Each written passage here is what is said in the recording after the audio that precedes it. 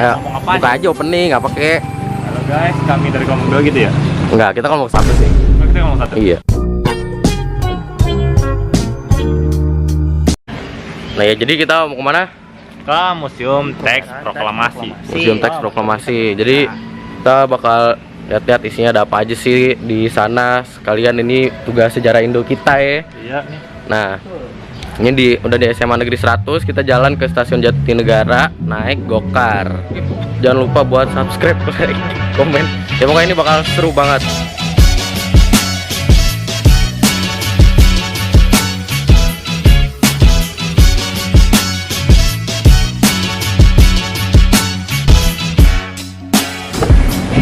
Coba.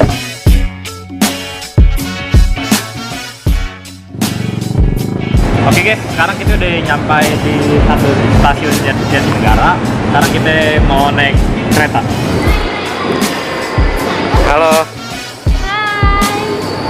Jadi ini berdua udah nyampe dari jam 9:05. ini yang paling ngaret datang jam berapa ini? Janjian jam berapa? Baik juga sih. Ya gitu. 9 ya? Ya. Iya beneran.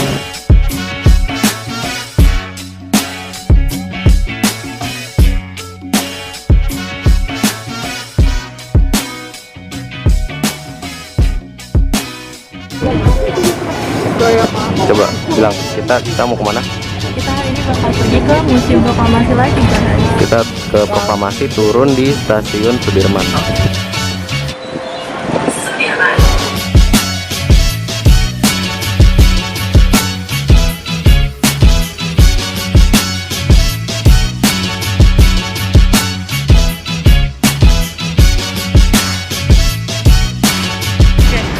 Hai. Jadi sekarang jam 10.21 guys. Tadi kita berangkat jam 10 berapa ya? Jam 10 kurang. Sekarang kita tinggal berapa kilometer lagi ya jalan ya? Gak tahu, kita baru jalan 2 langkah.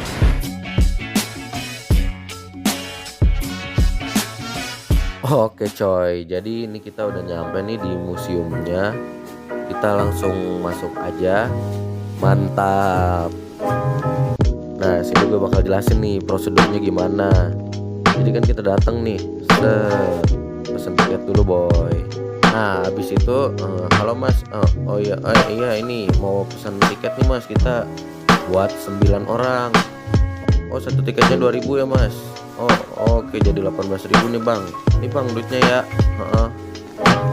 Nah, habis itu kita diajak nonton nih coy sama bapak-bapaknya tentang profil atau dokumenter dari Museum Proklamasi ini.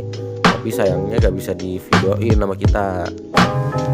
Pokoknya isi dokumenternya itu tentang sejarah berdirinya Museum Proklamasi ini. Dari awal-awal tuh dijelasin banget yang Jepang mengalami kewalahan karena dibom oleh sekutu di perang Asia Pasifiknya, sampai akhirnya Indonesia bisa merumuskan naskah proklamasi oleh para tokoh-tokoh di rumahnya Jenderal Laksamana Maeda ini.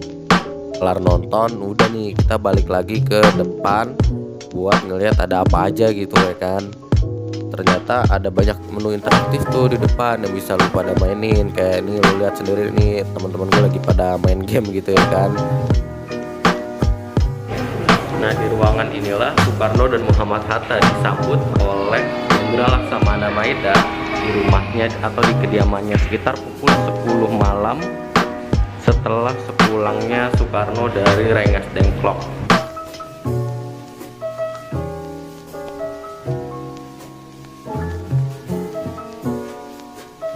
Di ruangan sebelahnya, disinilah naskah teks proklamasi itu disusun dan dirancang oleh ketiga tokoh yaitu Soekarno, Hatta, dan Ahmad Subarjo. Ahmad Subarjo dan Muhammad Hatta di sini menyumbangkan pemikirannya secara lisan, kemudian juga ditulis oleh Insinyur Soekarno. Nah, jadi bisa kebayang dah tuh ya zaman dulu tuh gimana tuh kondisinya. Setelah penyusunan naskah teks proklamasi oleh Bung Karno, Ahmad Subarjo, dan Muhammad Hatta, teks proklamasi itu dibawa ke meja di sini dan dihadiri oleh kurang lebih 40 sampai 50 orang. Iya, jadi kayak gitu timelinenya, dari awal dirancang, dirumusin gitu ya kan, terus akhirnya dibawa ke depan tuh coy, ditanyalah tuh ke para hadirin yang hadir buat ini pada setuju kagak nih, terus katanya pada setuju gitu. Iya kayak gitu coy. Itu abis disahin gitu coy, langsung dah tuh Mbak Soekarno dibawa ke Sayuti Melik buat diketik tuh di ruangan deket dapur bawah tangga. Nah, Sayuti Melik di sini ngetik juga gak sendirian coy, kayak lo bisa lihat tuh, dia ditemenin sama temennya namanya BM dia. Terus Sayuti Melik ini juga merevisi beberapa bagian atau kata-kata sehingga sampai menjadi sebuah naskah yang udah mantap sabi beda pokoknya buat dibaca tuh. Nah, baru dah tuh habis kelar dari situ, di piano ini Soekarno menandatangani proklamasi bersama Muhammad Hatta coy, kayak gitu dah.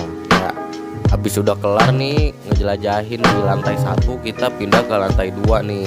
Di lantai 2 ini ternyata sepi ya, isinya gak ada apa-apa, sedikit banget, paling ada peninggalan sama ada beberapa deskripsi tentang kependudukan Jepang selama di Indonesia. Nah, habis itu kita bingung nih ngelihat lah, kok ada WC, ada kamar mandi gitu kan di tengah-tengah museum gitu, kok hawanya kayak di rumah. Akhirnya kita bingung nih, emangnya sebelum museum ini dijadikan museum, sebelumnya ini tempat apa sih gitu kan. Temen gue nanya ada tuh sama orang-orang yang emang bekerja atau bertugas di museum ini, dan ternyata ini rumah jenderal coy. Buat lebih lanjutnya yuk tonton wawancara berikut ini. Sebelum dijadiin museum, tempat ini Oh iya, kenalin, ini namanya Pak Emir Fikri. Beliau ini orangnya baik banget, cara bicaranya enak, penjelasannya mudah dimengerti, orangnya juga humble dan welcome banget. Dari awal kita masuk, berkeliling, sampai wawancara, dan bahkan sampai sesi foto di depan museum pun, beliaulah yang menemani dan membantu kita di setiap saat di Museum Proklamasi ini. Asik. sebelum dijadiin museum, tempat ini pernah dijadiin apa aja sih Pak? Oke, kalau kita bicara tentang sejarah gedung ya, jadi gedung ini didirikan pada tahun 1927 oleh arsitek asal Eropa. Ketika Jepang menjajah dari tahun 1942 sampai 1945, gedung ini menjadi rumah tinggal dari Laksamana Muda Tadashi Maeda.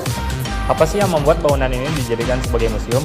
Nah, jadi ini kan berawal dari pada tanggal 16 Agustus tahun 1945, di mana gedung ini yang dulunya merupakan rumah tinggal Laksamana Tadashi Maeda merupakan tempat bersejarah dirumuskannya naskah proklamasi. Nah, pada tahun 1984, Menteri Pendidikan dan Kebudayaan saat itu yaitu Profesor Dr. Nugroho Noto Susanto melihat arti penting gedung ini terhadap peristiwa proklamasi kemerdekaan bangsa Indonesia, maka beliau menyarankan agar gedung ini dijadikan sebagai sebuah museum. Oke Pak, seperti yang disebutkan dalam dokumenter yang sudah kami tonton tadi, Dr. Teku Muhammad Hasan ini kan beliau memberitahu ada beberapa orang yang harus menandatangani teks proklamasi itu ya Pak. Bisa tolong sebutkan Pak mungkin dan jelaskan.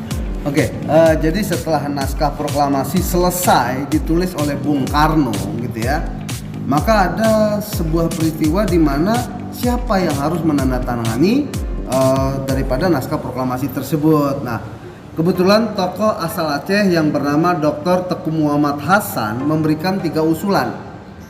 Pertama, naskah proklamasi ditandatangani oleh seluruh yang hadir. Kemudian kedua, dibentuk kelompok-kelompok dan tiap kelompok diwakilkan oleh 1 orang untuk menandatangani. Dan yang ketiga, naskah proklamasi ditandatangani oleh ketua dan wakil ketua PPKI. Kira-kira apa yang melatar belakangi hal tersebut Pak? Oke, kenapa Bapak Hairul Saleh ya itu memberikan usulan sebaiknya yang menandatangani cukup Bung Karno dan Bung Hatta saja ya, karena memang 2 tokoh inilah merupakan 2 tokoh yang sangat penting saat itu sebagai representasi suatu kemerdekaan bangsa Indonesia, dan akhirnya semua pun setuju, barulah proses tersebut terjadi. Kesulitan yang dihadapi saat penyusunan naskah teks proklamasi? Kesulitan saat penyusunan naskah proklamasi, Maeda itu tidak punya mesin ketik huruf Latin ya, makanya sebelumnya Maeda meminta ajudannya yaitu Ibu Satsuki Mishima ya untuk meminjam mesin ketik ya kepada yaitu duta besar Jerman saat itu yang bernama Hermann Kendler. Dan yang kedua gitu ya, di mana awal mulanya Bung Karno itu ingin naskah proklamasi itu dari hasil rapat BPUPKI, tetapi tidak ada yang membawa kertas hasil rapat BPUPKI, sehingga mau tidak mau naskah proklamasi dibuat kembali. Bahwa teks proklamasi itu diketik oleh Sayyidina Ali. Nah, sebelum disahkan, ternyata ada hal-hal yang direvisi oleh Sayyidina Ali. Dan itu apa saja sih Pak bagian-bagiannya? Oke, jadi saat selesai Bung Karno menuliskan naskah proklamasi, kemudian ditanya kepada setiap pihak hadir dan yang lain setuju gitu ya, Bung Karno memanggil Bapak Sayyidina Malik untuk mengetik gitu kan. Nah, ada 3 perubahan kata yang dilakukan oleh Bapak Sayyidina Malik. Kata pertama adalah tempo menjadi tempo. Kata kedua yaitu format tanggal dari Jakarta 17/8/05 menjadi Jakarta hari 17 bulan 8 tahun 05. Ada penambahan hari bulan tahun.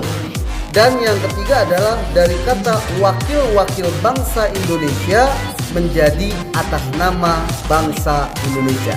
Pak, saya mau nanya, bagaimana sih museum dalam melestarikan sejarah Indonesia?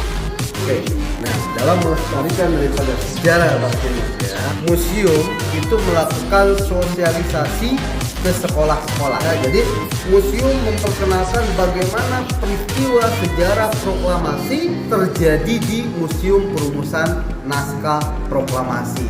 Dan yang kedua yaitu melakukan pameran-pameran. Jadi kalau seandainya ada pameran-pameran ke daerah gitu ya, maka kami akan datang ke sebuah daerah dan mengenalkan mengenai kesejarahan daripada peristiwa perumusan naskah proklamasi. Kita keliling-keliling di dalam museum, saya menemuin satu bunker nih. Apa sih kira-kira tujuan bunker ini dibangun gitu Pak? Tujuan bunker ini dibangun adalah sebagai tempat perlindungan. Mayoritas rumah-rumah di sini sekitaran Menteng itu memiliki bunker. Jadi ketika ada pesawat tempur lewat gitu ya, maka segera si pemilik rumah itu akan langsung melarikan diri ke dalam bunker untuk keselamatan. Di dalam bunker itu ada sebuah lubang tempat untuk melarikan diri selanjutnya yang nantinya tembusnya di lapangan. Apa aja sih dampak-dampak yang masih bisa kita rasain dari adanya proklamasi ini? Jelasnya adalah bahwa kita tidak perlu membawa bambu runcing. Kita tidak perlu mengangkat-ngangkat senjata, gitu kan? Ya. Dan kita sebagai pelajar cukup ya berjuang itu melalui belajar dengan giat gitu ya. Kemudian banyak ya hal-hal yang diperoleh oleh anak-anak sekarang gitu kan. Bangunan-bangunan sudah bagus, jalan-jalan sudah bagus. Nah itu mungkin dampak-dampak yang diperoleh ya.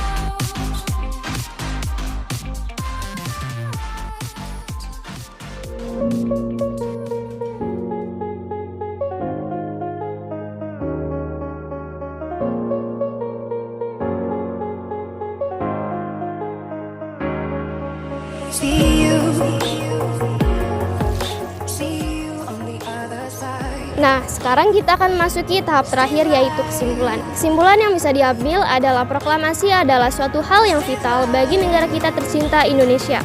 Meskipun waktu yang digunakan untuk menyusun naskah teks proklamasi ini tergolong cukup sebentar, tetapi proklamasi ini berhasil menjadi hal yang bermakna dan historis bagi bangsa Indonesia. Maka dari itu, kita sebagai generasi muda harus senantiasa menghormati dan juga mengenang para tokoh-tokoh pahlawan untuk mengetahui bahwa mereka ini telah berjuang untuk memerdekakan Indonesia.